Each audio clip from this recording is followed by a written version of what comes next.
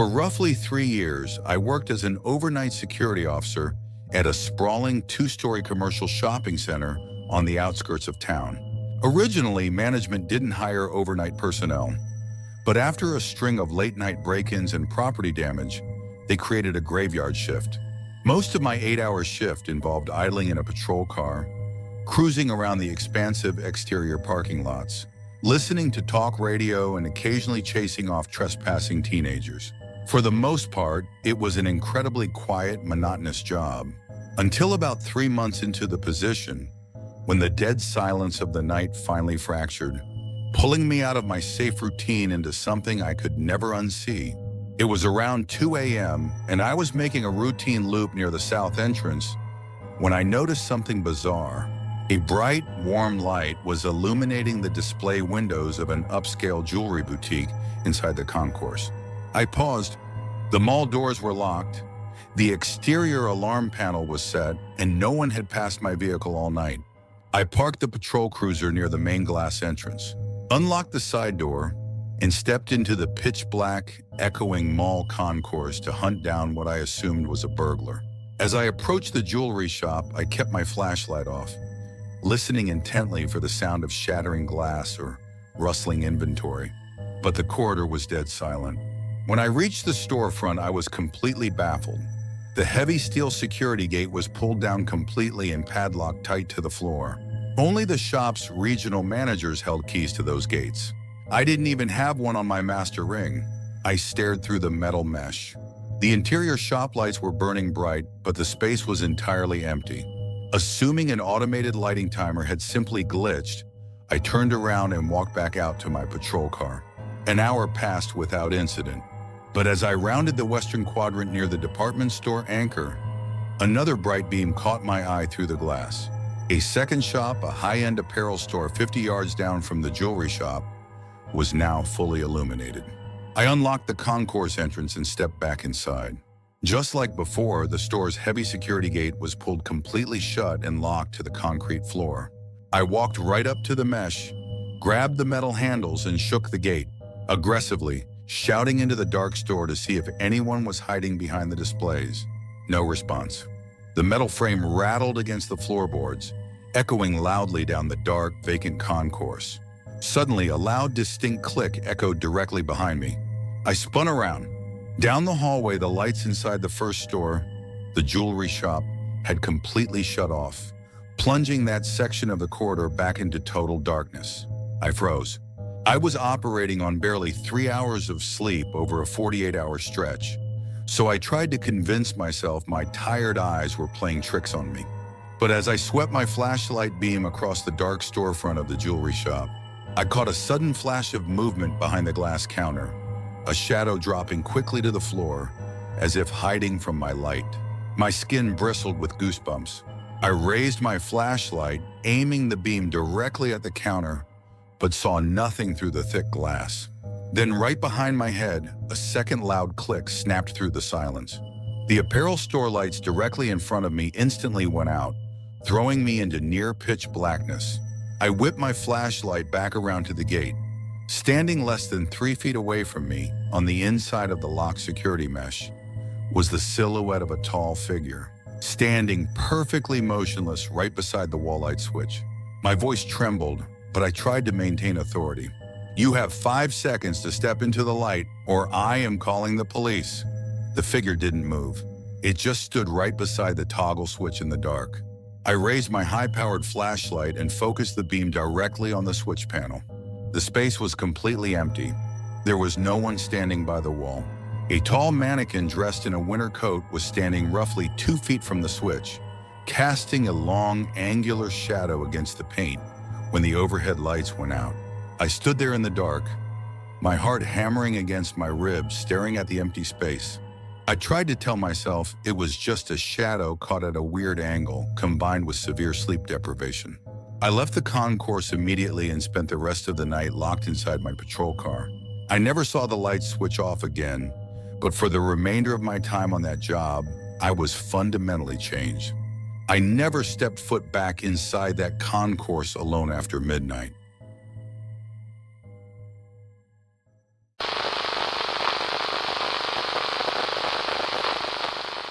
Working the graveyard shift at a massive commercial shopping center usually means a whole lot of nothing. For the past year, I felt entirely safe navigating the empty, sprawling complex during the freezing depths of January. It was just a routine job, monitoring the property, handling minor logs, and keeping the building secure. It was 3:30 a.m. and all I wanted was to finish checking the final set of climate control valves, so I could take a quick, quiet break before my shift ended.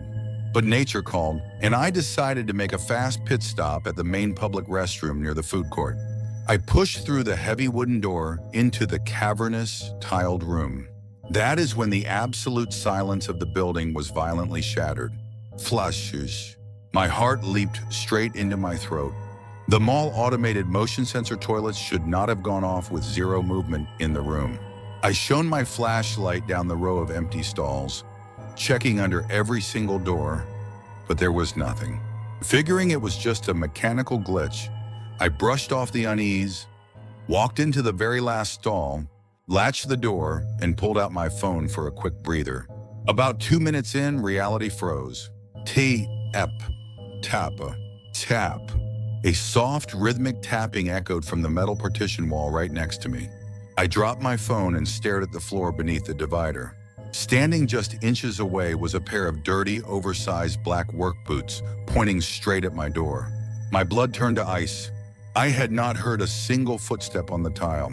Someone had walked in with unnatural silence, or had been waiting in the dark the entire time.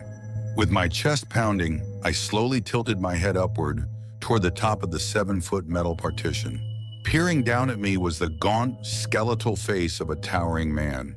His eyes were wide, glassy, and completely unblinking, locking right onto mine. Before I could even scream, the man smoothly and silently dropped his head back down below the wall. Panic completely overrode my senses. I scrambled up, threw my weight against my door, and kicked open the adjacent stall. It was utterly empty. No man, no hiding place. Just that exact same pair of worn, filthy work boots sitting alone in the center of the floor, pointing directly at my wall. I did not investigate. I did not search the building.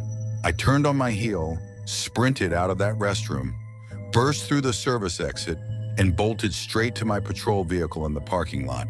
I locked every door, kept the engine idling, and stared at the dark building until the morning cleaning crew finally arrived at 6 a.m. To this day, I have never stepped foot inside that restroom again. I still work security, but the comfort of the graveyard shift is gone forever. Because no matter how safe you think a locked building is, you never truly know who or what is sharing the dark with you.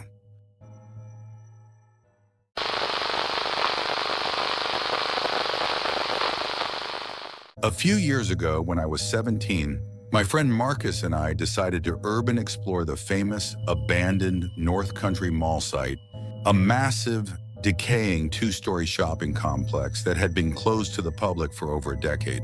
It was a Wednesday night around 11 o'clock during summer break. We parked Marcus's hatchback a mile away in a residential neighborhood and crept up to the rear loading dock of the abandoned anchor store. We found an unlatched emergency exit door that previous trespassers had pried open with a crowbar, slipped inside, and pulled the metal frame shut behind us. Inside, the environment was hauntingly quiet and completely pitch black. We stood near the loading bay for a few moments, switching our flashlights off just to experience the crushing, absolute darkness of an abandoned megastructure. After taking it in, we clicked our flashlights back on and began exploring the lower level, navigating past collapsed drywall, broken glass, and stripped storefronts. We climbed up a frozen, rust-covered escalator to reach the second-floor concourse. As we were shining our narrow flashlight beams into the hollowed-out frames of old retail shops, a heavy metallic clang echoed from deep within the concourse ahead of us. I stopped dead in my tracks, grabbing Marcus's jacket sleeve. "Is that security?" I whispered frantically. Marcus shook his head, looking uneasy. "No way. Local cops don't patrol the inside of this place. It is probably just raccoons or other explorers." Despite his attempt to sound confident, we decided to play it safe. We switched off our lights to avoid revealing our position and began creeping backward down the dark corridor, keeping our hands pressed against the cold drywall to guide ourselves through the pitch black. We had just passed the dark threshold of an old department store when a second, far louder sound shattered the quiet, a heavy, resounding bang like a steel pipe hitting a concrete pillar. It was significantly closer than the first sound. Fearing someone was actively tracking us, Marcus and I stopped dead still in the dark. Suddenly, a faint, muffled whispering sound began echoing from the dark corridor directly in front of us. "Over here, hey, this way." The voice was low, raspy, and distorted by the heavy echo of the vast concourse. Assuming Marcus had walked a few steps ahead of me in the dark and was trying to guide me toward an exit corridor, I stepped toward the sound. The muffled voice kept repeating, "This way, keep coming." I shuffled forward through the pitch black, extending my hand into the empty air. "Marcus," I whispered softly, "which way are we going?" There was no verbal response, but my reaching hand brushed against the shoulder of a heavy jacket standing right in front of me in the dark. I reached out to grab my friend's coat, but the moment my fingers touched the material, my stomach dropped. Marcus had worn a smooth, thin nylon windbreaker that night. The material under my palm was thick, coarse, heavily matted canvas. Panicked, I clicked the power button on my tactical flashlight. The bright LED beam burst to life, illuminating the face of the person I was holding on to. Standing less than 6 inches from my face was a tall, gaunt man wearing a filthy ski mask and a heavy canvas coat. His bloodshot eyes were wide open, staring down at me with an intense, terrifying grin visible beneath the mouth opening of the mask. Before I could even process what I was looking at, the man threw a thick arm around my neck, pulling me into a suffocating headlock and dragging me backward into the dark department store frame. I screamed, kicking wildly and striking his ribs. Out of the darkness behind us, Marcus suddenly appeared, wielding a heavy metal display rod he had picked up off the floor. Marcus swung the rod with everything he had, striking the man square across the shoulder. The man let out a sharp grunt of pain and loosened his grip just enough for me to slip free.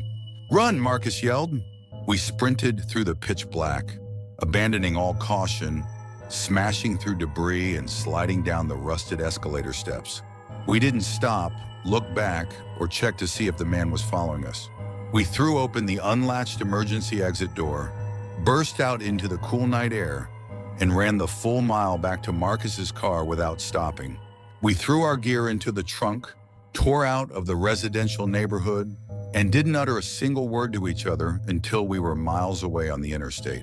To this day, I have no idea who that man was, how long he had been living in the pitch black ruins of that mall, or what he intended to do when he used that muffled voice to lure me right into his hands in the dark.